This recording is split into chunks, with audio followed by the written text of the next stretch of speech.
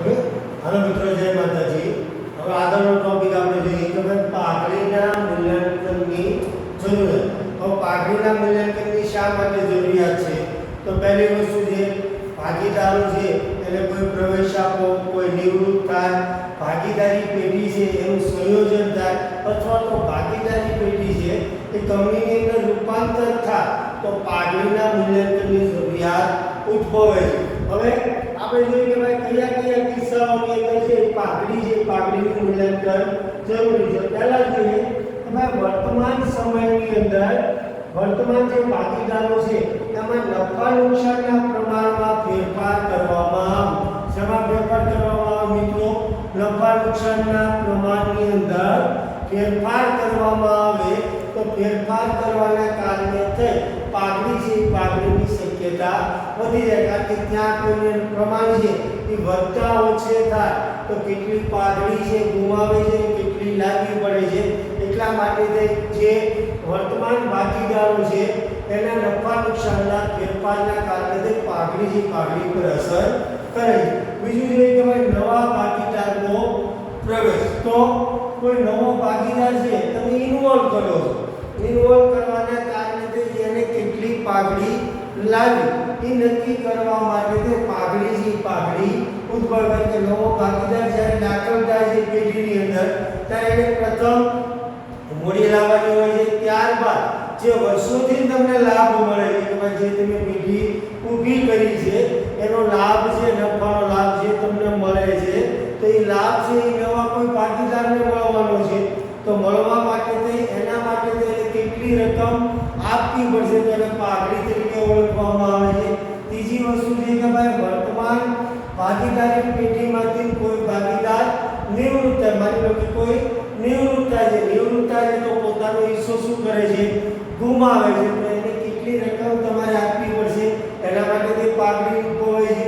ત્યારબાદ વર્તમાન ભાગીદારી પેઢીમાંથી કોઈ ભાગીદારનું મૃત્યુ થાય, માની લો કોઈનું ડેથ થઈ ગયું તો એ ભાગીદાર પેઢીમાંથી નિવૃત્ત થવાનો વયો જવાનો તો જે ભાગીદારો રહે છે એને કેટલી કિંમત ચૂકવવી પડશે. એટલા માટે તે પાઘડી ઊભી થાય છે. બીજું છે કે ભાઈ ભાગીદારી પેઢીનું કંપનીમાં રૂપાંતર થાય. દાખલા તરીકે કોઈ ભાગીદારી પેઢી છે અને એમને લાગ્યું કે ભાઈ કોઈ મોટું મૂડી રોકાણની જરૂર છે, મૂડી રોકાણ કરી અને આ વસ્તુની કંપની છે એ કંપનીનું આપણે સ્વરૂપ લઈ શકીશું. ત્યાં પણ પાઘડી ઊભી થાય. છેલ્લો પ્રશ્ન છે કે ભાઈ ભાગીદારી પેઢીનું સંયોજન એટલે શું?